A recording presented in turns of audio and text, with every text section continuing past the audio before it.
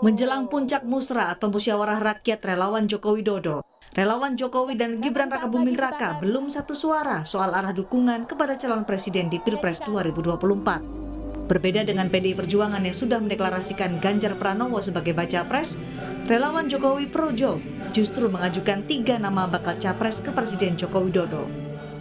3 nama itu diklaim datang dari aspirasi masyarakat di berbagai daerah. Nanti akan ada 3 nama yang merupakan hasil dari musra. 3 nama untuk capres. Ada yang pertama adalah Pak Prabowo Subianto, Ketua Umum Partai Gerindra. Kemudian ada juga Pak Erlangga Hartarto, Ketua Umum Partai Golkar. Dan yang ketiga adalah Ganjar Pranowo. Sementara Wali Kota Solo yang juga putra sulung Jokowi, Gibran Rakabuming Raka, mengatakan hal yang berbeda dengan Projo. Gibran sebut hanya ada 2 nama yang mendapat dukungan dari relawan, yakni Prabowo Subianto dan Ganjar Pranowo. Kedua nama ini disebut sebagai baca pres yang punya komitmen melanjutkan pembangunan IKN. 2 tokoh ini punya komitmen untuk melakukan continuity, pekerjaan yang berkelanjutan, IKN dan lain-lain. Itu yang kemarin kami dapat masukan-masukan dari para relawan. Potensi terpecahnya arah dukungan relawan Jokowi ke berbagai calon presiden 2024 kini terlihat. Suara relawan tidak sama dengan PDI Perjuangan yang mengusung Ganjar Pranowo, di mana Jokowi sebagai kader partai seharusnya juga punya warna dan ideologi politik yang sama dengan PDI Perjuangan. Tim Liputan, Kompas TV. Suara relawan Joko Widodo, saudara, terbelah tidak sama dengan PDI Perjuangan yang sudah mendeklarasikan dukungan kepada Ganjar Pranowo. Apa konsekuensi politik dari terbelahnya dukungan ini? Kami bahas sore ini bersama dengan Direktur Eksekutif Indikator Politik, Burhanuddin Muhtadi, ada juga Ketua DPP PDI Perjuangan, Eriko Sutarduga, dan juga kita akan tunggu karena sore ini juga akan bergabung dengan Ketua Umum Projo, Budi Aris Setiadi. Selamat petang, Bapak-Bapak. Selamat petang, Audrey. Selamat petang, Mbak Audrey. Oke. Assalamualaikum. Baik, waalaikumsalam. Saya ke Mas Burhan terlebih dulu. Mas Burhan, kenapa sih kira-kira relawan Jokowi ini nggak satu suara mendukung capres Ganjar Pranowo yang sudah didukung duluan oleh PDI Perjuangan? Jadi ini tafsir saya ya, relawan Jokowi yang digalang oleh Mas Budi Ari, mengapa belum satu suara berkaitan dengan capres yang akan mereka usung di 2024? Karena mereka belum mendapatkan satu tanda kutip arahan tunggal dari Presiden Jokowi itu sendiri. Jadi ini menurut saya kenapa belum satu suara? Karena Presiden Jokowi sendiri juga belum satu suara berkaitan dengan kemana arah dukungan relawan Jokowi di 2024. Kan Pak Jokowi sendiri tidak hanya ke Ganjar, tapi juga memberikan beberapa sinyalemen mendukung Prabowo. Nah itu yang kemudian membuat relawan Jokowi akhirnya juga mengambil keputusan yang mendua. Karena memang Presiden Jokowi juga belum memberikan arahan tunggal berkaitan dengan kemana mereka akan melabuhkan suara di 2024. Bukannya Pak Jokowi juga datang waktu itu ke PDIP pada saat PDIP juga mengusung Pak Ganjar? Ya tentu saja Pak Jokowi bagian dari kader PDI Perjuangan. Beliau mengikuti keputusan partainya untuk mengusung Ganjar Pranowo, tetapi Pak Jokowi bukan semata-mata seorang kader PDI Perjuangan. Sebagai presiden, beliau tentu punya kepentingan yang kadangkala bisa berbeda dengan kepentingan subjektif partainya sendiri. Dan itu terlihat misalnya beberapa kesempatan Pak Jokowi memberikan endorsement kepada calon dari partai lain. Jadi saya melihatnya ini bagian dari konsekuensi karena Pak Jokowi bukan semata-mata sebagai kader PDI Perjuangan, tapi juga sebagai komandan koalisi partai pendukung pemerintah yang mungkin berkaitan dengan positioning beliau itu kadangkala bisa sama, kadangkala juga bisa berbeda dengan keputusan partainya. Oh, oke. Apakah benar seperti itu Presiden Jokowi juga tidak sepenuhnya mendukung pencapresan Ganjar, Bang Eriko, apalagi juga ada santer terdengar nama ya disebutkan kemarin juga oleh Kaisang dan juga Gibran, ada nama Prabowo Subianto dan bahkan ada nama Erlangga. Ya, Mbak Audrey, sebenarnya ini kan kalau kita melihat secara jujur ya, bahwa di PDI Perjuangan itu perbedaan pendapat juga sangat dihargai. Coba kalau kita lihat beberapa waktu yang lalu, bagaimana Pak Jokowi juga mengendorse Pak Prabowo dan juga membawa Mbak Puan, membawa Mas Ganjar Pranowo. Nah, bukankah hal itu yang sangat wajar? Sebagai seorang kepala negara, sebagai seorang kepala pemerintahan negara kesatuan Republik Indonesia. Nah, tetapi coba kalau kita melihat dengan jernih Mbak Audrey, ini kalau Mas Burhanuddin kan wajar, beliau kan pengamat. Kalau semua satu pendapat nanti pengamat tidak diundang lagi nanti sampai Kompas TV kan begitu. Oke, baik. Gitu. Nah, jadi setelah diputuskan oleh Ibu Ketua Umum oleh di Batu Tulis dan itu ditujukan kepada Mas Ganjar Pranowo, maka coba lihat, bayangkan sehari sebelum Lebaran, Mbak Audrey. Oke. Apakah itu suatu kebetulan? Apakah sebagai kepala negara katakan beliau tidak mempunyai satu kebebasan untuk datang atau tidak datang? Kalau dikatakan sebagai kader, beliau bisa saja menyatakan untuk tidak bersama-sama karena beliau harus menjalankan tugas negara. Bukankah begitu Mbak Audrey? Saya tanya kembali kepada Mbak Audrey dan Mas Burhanuddin Muhtadi. Dan beliau datang. Datang pagi-pagi dengan gestur, dengan cuaca yang begitu gembira. Apakah itu dibuat-buat? Boleh diputar kembali nanti dari Kompas TV. Apakah benar atau tidak yang saya sampaikan ini? Nah, itu kenyataan yang ada. Dan bagaimana Mas Ganjar dengan Pak Jokowi setelah deklarasi itu pulang bersama-sama naik pesawat. Dan besok hari, saya tanya Mas Burhanuddin Muhtadi, apakah hari Raya Idul Fitri itu bukan hari kemenangan? Nah, di saat hari kemenangan itu, Pak Jokowi mengajak Mas Ganjar untuk sholat id bersama. Apakah ada kewajiban untuk mengajak sholat id bersama? Ya, mendukung Pak Ganjar. Dan Mas Ganjar juga bisa sholat id di Karanganyar atau di Purbalingga atau di mana saja di Jawa Tengah. Itu bersama-sama. Apakah itu tidak bisa lagi dilihat sebagai sesuatu hal yang wajar? Sebagai sesuatu hal yang memang kita ini bersaudara? Baik. Bahwa beliau sebagai kepala negara tentu memberikan kesempatan kepada menteri-menterinya yang lain, Pak Prabowo, Pak Erlangga. Itulah seorang kepala negara. Disitulah bahwa Pak Jokowi bisa memisahkan diri sebagai kader partai dan juga sebagai kepala pemerintahan dan kepala negara. Tapi kalau kita lihat Mbak Audrey, ini sore ini teman-teman wartawan Kompas pun ada di Geraha Pena ini 98 di Jalan Cokro Aminoto. Mas Burhanuddin harusnya ke sini, Mas Budiari juga begitu ramai dan bukan hanya kalangan relawan, tetapi mahasiswa yang datang dari 17 provinsi, 47 kampus. Nah, Mbak Audrey, saya bisa berkata gini, kenapa? Saya ini dulu koordinator tim kampanye nasional relawan tahun 2014 yang mengkoordinir 1.788 kelompok relawan, hampir 1 juta anggotanya di seluruh Indonesia.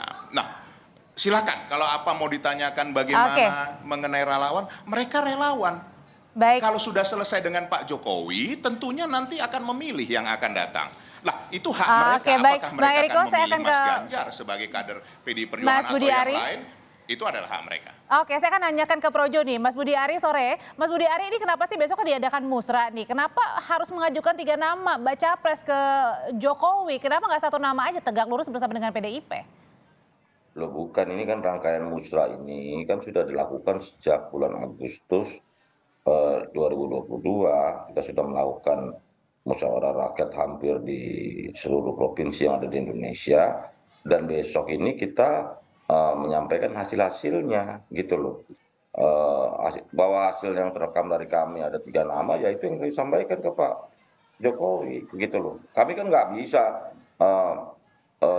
tahapan kita menggelar seluruh musyawarah rakyat Indonesia di seluruh Indonesia terus kita cuma menyerahkan 1 nama, karena faktanya memang ada 3 nama yang terekam dalam musyawarah rakyat Indonesia yang kami serahkan kepada Pak Jokowi, begitu loh. Oke, Mas Budi, tapi kenapa sih? Ini kan sudah dirancang hampir 1 tahun yang lalu, begitu. Dan tindak lanjut di perintah Pak Jokowi bahwa musyawarah rakyat Indonesia ini adalah bagian dari instrumen demokrasi untuk menyerap, mendengar, dan merekam suara dan harapan rakyat tentang masa depan dan harapan-harapan yang ingin diwujudkan pada rakyat seluruh Indonesia. Sebenarnya apa sih aspirasi yang diutarakan oleh teman-teman relawan ini, Mas Budi? Ada 3 nama baca pres gitu? Loh, bukan. Jadi kan begini loh, bahwa musyawarah rakyat Indonesia ini sebagai instrumen demokrasi ingin meletakkan demokrasi dan partisipasi publik ini di dalam intisari demokrasi itu sendiri, karena demokrasi itu harus berbasis pada partisipasi publik. Demokrasi yang berkualitas memerlukan peran serta partisipasi rakyat, termasuk juga dalam menentukan atau menyuarakan apa yang menjadi keinginan masyarakat, termasuk soal capres dan cawapres. Kami kan merekam semua itu, begitu. Nah, karena itulah kami ingin menyampaikan kepada Pak Jokowi pada hari Minggu 14 Mei 2023 ini tentang nama-nama. Dan itu nanti mengerucut jadi 1 nama?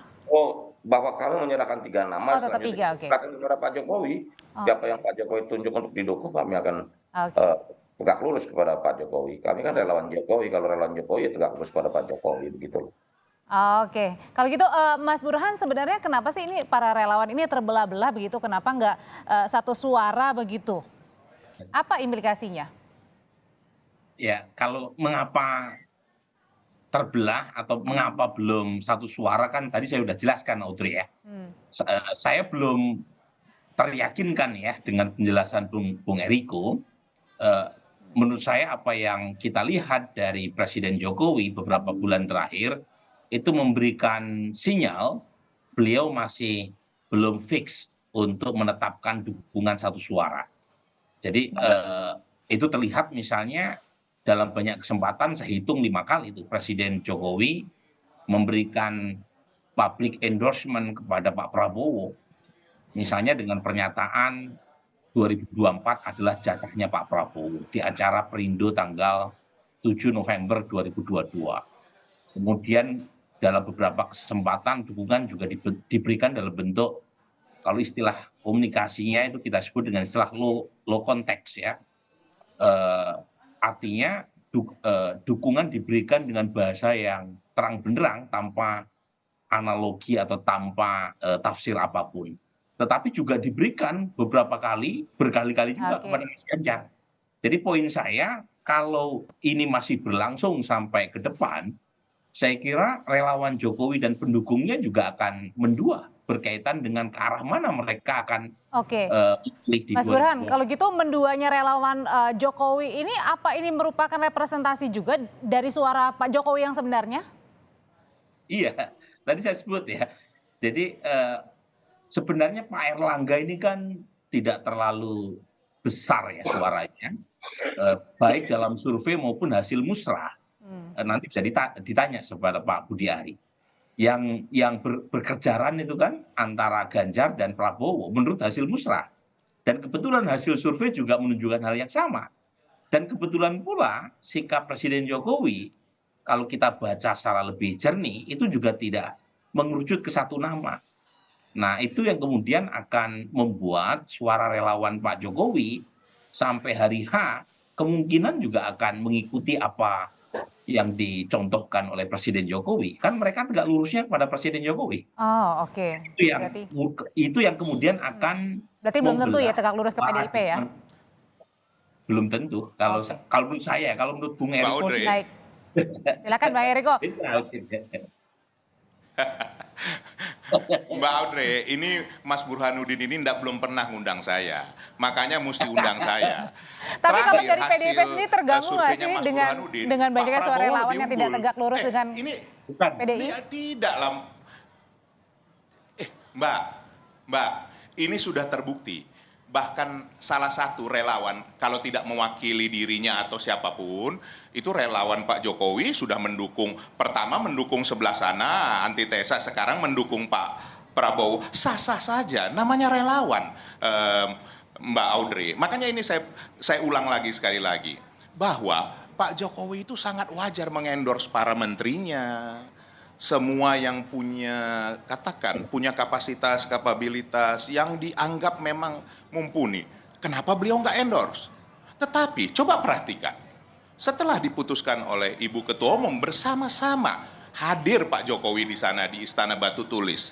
Kembali bersama-sama juga dengan Mas Ganjar. Tadi sekali lagi saya ulangin lagi, sholat Id bersama di hari kemenangan.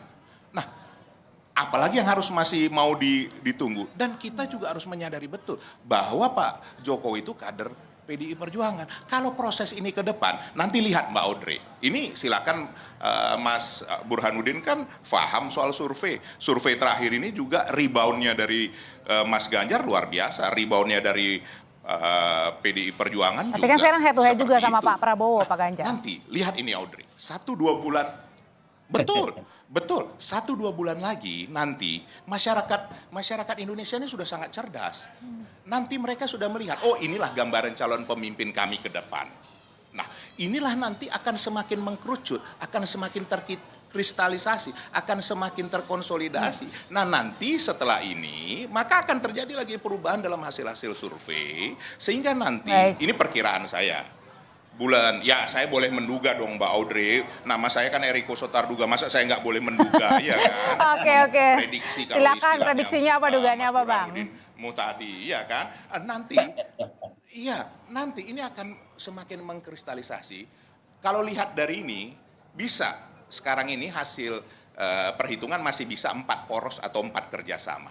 Tapi kalau melihat ke depan ini, kemungkinan yang terbesar itu 3 poros atau 3 kerjasama.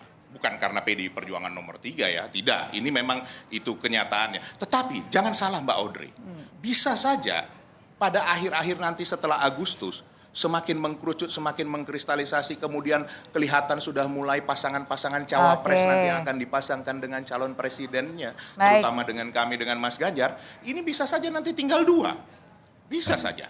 Nah, artinya dalam hal ini kita nikmati saja, karena nanti pemilu yang akan datang ini kita tidak mau mengulangi kesalahan yang bersama, tapi kita mau ini kita kerjakan dengan riang gembira. Rakyatlah yang menjadi panglima, rakyatlah yang menjadi utama, rakyatlah yang akan memilih calon pemimpinnya nanti. Jadi sekali lagi Mas Burhanuddin, diundang kita supaya kita bisa berdiskusi. Saya langsung ke Mas Budi lagi, Bang Eriko. Lebih terbuka lagi.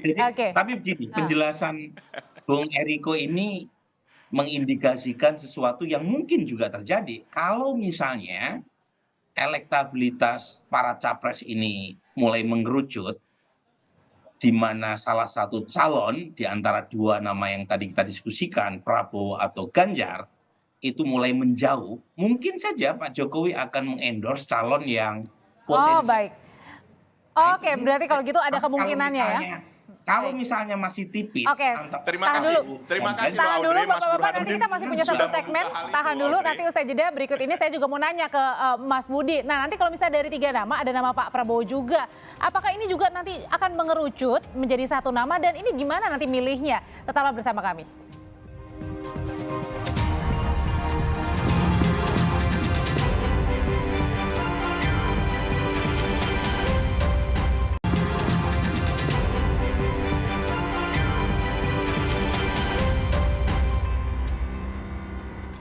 Saya ke Mas Budi langsung. Sekarang ini Mas Budi, sebelum musrah digelar kan terakhir Mas Budi ini ketemu dengan Pak Prabowo ya. Ini kenapa ketemunya dengan Pak Prabowo? Artinya apakah juga mau ada penjajakan di luar dari nama Ganjar Pranowo? Bukan, kami bukan hanya ke Pak Prabowo, tim Musyawarah Rakyat Indonesia itu ke semua partai.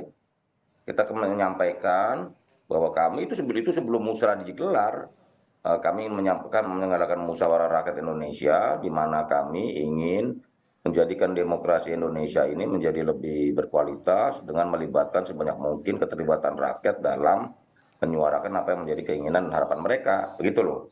Karena kami juga datang ke Golkar, ke partai-partai lain untuk menyampaikan tentang Musyawarah Rakyat. Tapi inisiatif ini datang dari Projo sendiri ya? Bukan, dari Musyawarah Rakyat, tim Musyawarah Rakyat. Oh, oke. Begitu loh. Bahwa kita kan ingin berdialog. Musyawarah itu kan intinya dialog. Dialog itu adalah mendengar. Mendengar itu bagaimana rakyat juga dilibatkan penuh dalam berbagai kebijakan strategis yang menyangkut masa depan bangsa ini gitu. Semakin banyak warga masyarakat terlibat dalam penentuan pengambilan kebijakan tentang nasib bangsa ini ke depan, itu semakin baik buat demokrasi, baik buat bangsa ini, karena demokrasi tanpa partisipasi kan omong kosong gitu loh. Kalau gitu karena itulah kita ingin menumbuhkan demokrasi yang lebih partisipatoris dengan melibatkan seluruh rakyat Indonesia dalam penentuan hal-hal yang lebih strategis, termasuk juga penetapan apa yang menjadi capres dan cawapres yang diinginkan oleh masyarakat dan warga Indonesia. Begitu, Mbak. Nah, kalau gitu Mas Burhan, jangan-jangan perang di Pilpres 2024 bukan hanya perang sesama antar partai politik gitu yang mengajukan siapa nama nanti di Pilpres, tapi juga jangan-jangan perang antar relawan juga nih terjadi. Sudah terjadi sebenarnya, Audrey ya. Jadi saya menyebut 2024 ini terjadi kompetisi yang kompleks ya. Bukan hanya kompetisi atau pertandingan yang melibatkan capres, tapi juga cawapres, tapi juga rivalitas antar kingmaker, kemudian ada kompetisi antar relawan. Ya. Jadi kompleks sekali. Nah, tetapi di antara kompleksitas pertarungan tadi yang paling menentukan adalah kompetisi antar kingmaker. Nah, kalau kita lihat kan setidaknya ada 3 kingmaker nih yang sudah muncul. Pertama adalah Surya Paloh. Itu suka tidak suka, beliau adalah kingmaker yang membuat Anies Baswedan muncul sebagai capres diusung oleh Koalisi Perubahan. Yang kedua adalah Ibu Mega. Itu kingmaker yang tidak bisa kita abaikan. Karena beliau bisa mencapreskan Ganjar tanpa harus berkoalisi dengan partai lain.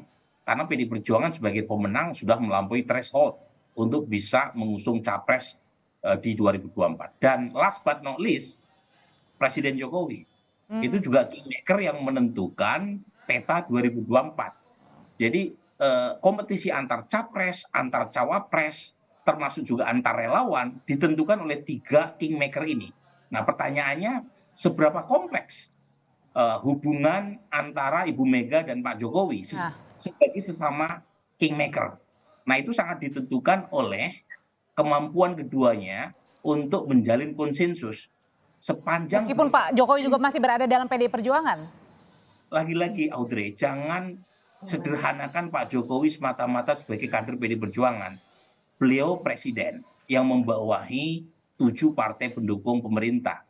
Nah, pada titik tertentu kepentingannya bisa sama dengan PDI Perjuangan, tetapi juga bisa berbeda. Kalau misalnya 7 partai pendukung pemerintah juga berbeda kepentingannya dengan PDI Perjuangan. Jadi kompleksitas semacam ini itu yang membuat politik menarik untuk diikuti. Karena politik tidak lagi hitam dan putih gitu. Oke, kalau gitu Bang Eriko, kalau misalnya dikatakan ada persaingan antar kingmaker dari Bu Mega dan juga Pak Jokowi, artinya makanya saat ini juga jangan-jangan relawan hari ini berkumpul 1 hari sebelum musrah, ini bukanlah suatu yang kebetulan? Ya, sekarang begini Mbak Audrey. Di dalam kehidupan itu yang tetap adalah perubahan itu sendiri. Saya mau kasih contoh begini Mbak Audrey ya. Kita Bung Karno menyampaikan jangan sekali-sekali melupakan sejarah. Contoh ini. Saya tahun 2005 sampai 2010 itu bersama-sama Mas Budiari di DPD PDI Perjuangan DKI Jakarta. Saya sekretaris DPD, orang kedua Mas Budiari wakil ketua DPD. Tahun 2012 saya tim pemenangan Pak Jokowi untuk jadi gubernur di DKI Jakarta. Mas Budiari belum memilih Pak Jokowi pada saat itu. Tahun 2014, saya koordinator tim kampanye nasional relawan Presiden Joko Widodo, calon Presiden Joko Widodo, yang menghela 1.788 kelompok relawan, hampir 1 juta anggotanya. Nah, Mas Budiari sudah ada di sana. Jadi kalau nanti Audrey di 2024 ini barangkali Mas Budiari tidak mendukung Ganjar juga wajar-wajar saja, tidak ada yang salah dalam hal ini. Nah, tadi saya sebenarnya sudah banyak suara sepakat relawan dengan berkurang Mas atau pendukung selalu menyebutkan tiga kingmaker. Nah, untuk relawan sekarang begini, apakah bukan tidak mungkin nanti pada 2024 yang namanya Projo yang mendukung Pak Jokowi menjadi Projar atau Progan? Kan boleh saja, iya kan? Bukan berarti tidak mungkin. Semua itu ada kemungkinannya. Karena kenapa, Mbak Audrey? Di dalam politik politik itu the art of possibility. Segala hal mungkin, kecuali membangkitkan orang mati. Itu yang tidak mungkin di dalam politik ini. Nah, jadi apa Mbak Audrey? Ini proses, wajar-wajar saja. Hari ini Mas Ganjar di Geraha Pena 98 melihat kejadian tahun 98 betapa banyak korban akibat kekerasan tahun 98. Itu tidak akan bisa dilupakan. Bahwa itu ada dan nyata. Tadi juga mereka meminta untuk komitmen dari Mas Ganjar. Nah, nanti malam ada halal bil halal Mas Ganjar dengan relawannya. Lah besok ada musra pendukung-pendukung Bapak Presiden Joko Widodo. Apa yang salah, Audrey? Tidak ada. Bang Eriko, tahan dulu sampai di sana karena ada masanya. Karena besok mengadakan musra, Mas Budi. Ini kan diajuinnya 3 nama ya. Terus kapan kira-kira atau gimana nanti bisa mengerucut pada satu nama Pak Ganjar atau Pak Prabowo? Begini loh, kan kita tidak elok kepada Pak Presiden menyodorkan satu nama, itu bukan usulan, itu kita komplit kalau kita menyatukan satu nama. Tapi pula kita juga fatsun kita kan menyerahkan 3 nama yang akan kita serahkan kepada Pak Jokowi untuk diputuskan untuk mendukung kemana kami harus mendukung gitu. Jadi memang soal kemungkinan hubungan itu terjadi. Orang sekarang begini loh, semua itu terjadi di dalam politik Indonesia sangat dinamis. Di tahun 2009 kita waktu di DPD kita bisa dukung Bu Mega sama Pak Prabowo kok capres kita gitu loh.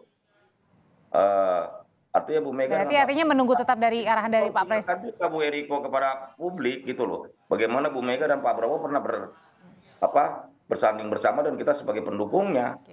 Masuk 2012 Pak Jokowi juga didukung oleh Pak Prabowo dan PDI Perjuangan kan. Jadi memang politik di Indonesia ini semua serba mungkin, hari ini bisa sama, besok berbeda, bisa lusa bisa sama lagi gitu loh. Jadi cair, karena itulah kita mengharapkan bahwa politik Indonesia ini udah 2024 ini kalau saya selalu bilangnya kalau gitu belum bisa milih ya untuk sekarang ya, Pak Prabowo atau Pak Ganjar yang dipilih oleh Projo, Mas Budi. Kami menyerahkan 3 nama sesuai hasil musyawarah rakyat Indonesia. Pak Ganjar, Pak Prabowo, dan Pak Erlangga Hartarto sebagai capres. Kalau dari Mas Budi sendiri, Mas Budi Ari pribadi, suara hati? Kita nggak ada pribadi, nggak ada hati. Kita tegak lurus pada Pak Jokowi. Pak Jokowi bilang dukung A, ke kanan, ke kiri. Itu kita tegak lurus Pak Jokowi. Begitu aja, Mbak. Oke, kalau misalnya dari PDIP sendiri, kalau misalnya ini relawan masih beda dukungan, tidak mendukung Ganjar, nggak apa-apa, ora popo? Dari awal saya sudah sampaikan Mbak Audrey bahwa itu adalah pilihan. Sudah ada contoh relawan Pak Jokowi sudah ada yang berubah, karena wajar-wajar saja, tidak ada yang salah. Tetapi dalam hal ini bahwa relawan itu rela tanpa ada bargaining apapun untuk mendukung calon siapapun yang dia dukung. Tapi berarti tidak masalah ya kalau misalnya di luar tidak mendukung Pak Ganjar ya untuk relawan ya. Bersama politik untuk mendaftarkan. Iya, untuk mendaftarkan calon presiden dan calon wakil presiden. Jadi kita tunggu saja. Siapapun itu pasti yang terbaik untuk rakyat, dan rakyatlah sebagai panglimanya. Terima kasih Mbak Audrey. Terima kasih. Terima kasih Mas Budi, terima kasih. Mas Burhan, kalau gitu gimana kalau misalnya ini tetap terbelah ini relawan Jokowi? Apa yang bisa nanti terjadi? Begini ya, sebenarnya soal pilihan yang berbeda ini wajar ya, karena bagaimanapun pendukung Pak Jokowi kan tidak bisa diringkus dalam satu pilihan tunggal. Apalagi yang maju kan bukan Pak Jokowi. Bahkan kalaupun toh Pak Jokowi akhirnya memutuskan satu nama pun, dugaan saya juga tidak akan bulat seluruh pendukung Pak Jokowi mengerucut pada satu nama. Hasil survei tatap muka saya misalnya di April kemarin juga terlihat pendukung Pak Jokowi di 2019 yang memilih Mas Ganjar masih lebih banyak. Tetapi ada peningkatan dukungan pada Prabowo Subianto, bahkan ada yang juga memilih Anies Baswedan. Berarti masih ada terbelah. Ya, betapapun Pak Jokowi sudah memutuskan satu nama, itu dugaan saya juga masih ada potensinya. Terima kasih. Yang kemudian memilih yang lain. Baik, terima kasih Mas Burhanuddin Mutadi, terima kasih Bang Eriko Sutarduga, dan terima kasih Mas Budi Ari, sehat selalu. Terima kasih.